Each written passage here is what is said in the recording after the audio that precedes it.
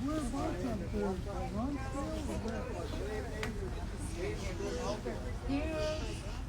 Hello.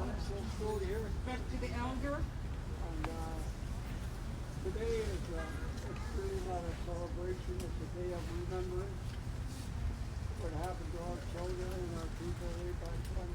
Okay, we're all I always standing say, here. you know, we've been discriminated since Okay, 1492, lots of you. and we've had to live under We're right in front of genocidal the convent at the money. 1876 when they got out that Indian Act. Want some We've coffee? gone in McDonald's, No, Mike. you know, we gotta take the Indian out of the Indian. It's never happened. Yeah, you know, when I reflect on the school here, it brings up a lot of memories that hurt, hurtful memories, eh? And a lot of our residential survivors, and they have a hard time to get up and speak about what happened. So we have to remember them also. Don't forget that they were here too. I know a lot of my friends that I've gone to school with, they just won't talk about it because it's so hurtful. And we got to keep that fire lit for our young children. Keep the fire going. Don't let it go out. Keep it lit. Because, you know, like I said, like I say, you know, reconciliation doesn't mean anything to me right now until they get rid of that Indian Act. Once they get rid of that Indian Act, I'll say, yes, okay, now you're starting to do something for our people. Because even today, we are still discriminated against. You know, we still have to, a lot of our people have to live in poverty where it shouldn't have to be like that. No, it shouldn't. You know, I look at my brothers and sisters all the way back to the East Coast, what they have to go through, what they have to fight for. And they shouldn't have to do this. No. You know, I listen to all the different politicians and the governments. You know, they say, well, I'm sorry. No, sorry doesn't cut it. Until I see that they are, with their heart, doing something for our people. And not only our people, but there's a lot of other people out there that need help too. And they just ignore them. You know, so like I said, this is not a day of celebration. It's a day of remembering what happened to our people. And I love every one of you for being here. You know, I see so many people out there, you know, they're starting to understand, well, gee whiz, we didn't know that. Yeah, because we never talked about it. And when we did, we talked to the government, they wouldn't listen to us, you know. So I thank you again. You know, my brother here, he went to residential school. And my brother over there, we all went to residential school, eh? We weren't called by our names, we were called by our numbers. My number was number 9. When they wanted to talk to me, they say, well, number 9. You know, these are the things that have happened to us. The sexual abuse, you know. I couldn't talk about that. It did to me, you know. So I thank you again. There's so much that's inside me that I'd like to say. But, you know, I don't want to take up too much time for you to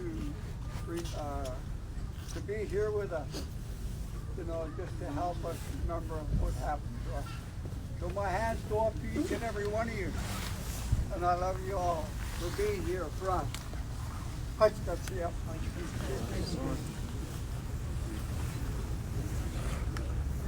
The other group we're waiting for, Tsleil-Waututh, who walked 8 kilometers and a half.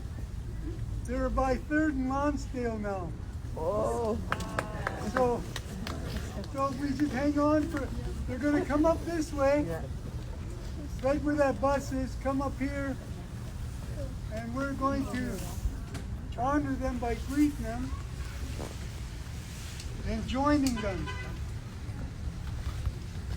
And and make this day of remembrance into a good day. It's a sad day for some of us, but I look out, it shows me there's a lot of natives, non-natives, who care. I found that out through my life.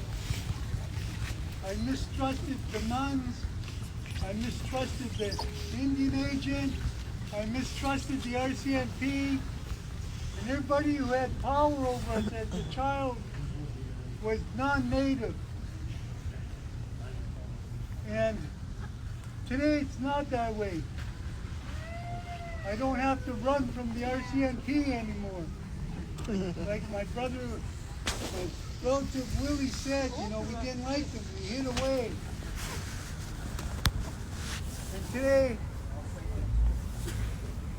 everything's different. I see life as a different place. I see life as what I make it. I accept people into my life today. I don't look at you with mistrust. And that's how I used to be. But a lot of us who made it changed our lives to be that way. Not just me. We were shown. I joined the 12-step program. First thing I walk in there, non-native people come up and put their hand out, saying, "Hi, my name is so-and-so. Welcome." And they helped me to get away from my addictions. I couldn't have done it without them. They showed me that there's a lot of good people out there because I had a closed mind. I had a closed heart. And they opened it up for me. And whatever you want to do, we got about, I don't know, we seem to be walking pretty fast. About 10, 15 minutes.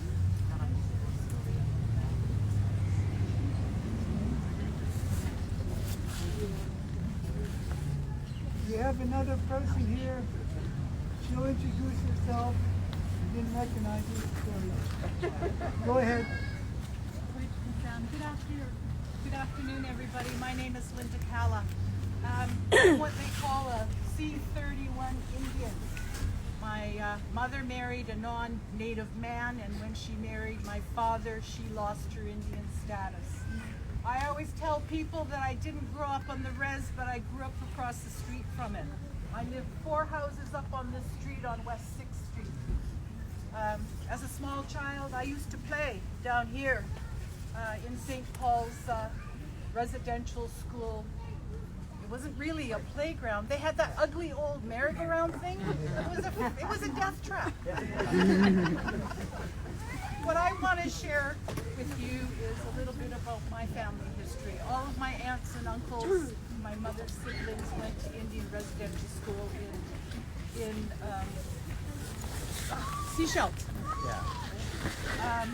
They sent my mother home from residential school because she was a very sickly child, and she started having convulsions. My grandparents were both educated people. They spoke both Squamish. They could read and write English, and I think the church was a little bit afraid that there could be some repercussions, so they sent my mother home. The rest of my aunts and uncles remained at Seashell. One of my uncles, Gilbert, contracted TB. They sent him to Kokalitsa in Stolo territory up by Chilliwack. And he was there for many, many years. I can remember going to visit him. You know, when you're born in the 50s and you got to travel out to Chilliwack, that was a long, long drive. My grandmother used to take the bus from North Vancouver to Chilliwack to visit her son. My uncle went through treatment in Kokalitsa. He was one of the fortunate ones, and his TB was cured. But they kept him there to do medical experiments on him with many of the other First Nations patients in Kokalitsa. They tested all kinds of drugs on all of these poor people. Many of them were very young, many of them were young adults. My uncle, they tested LSD on him, all other kinds of drugs that I have no idea what they were. It affected him so badly he lost his voice. And he could only speak to us in a whisper. All the drug experimentation that they did on him affected his mental health. And he was basically diagnosed as being insane. And it was all from the drugs. My uncle died in Essendale. They had moved him to Essendale because they couldn't cope with him at Kokalitsa anymore. And that's where he died. He wasn't even 50 years old.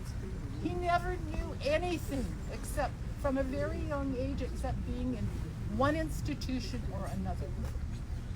Truth and Reconciliation hasn't even touched on medical experimentation of our First Nation people. The injustice goes on and on and on. When is it going to end? When are people going to accept First Nations people who we are? We're people. We have red blood. We have the same blood as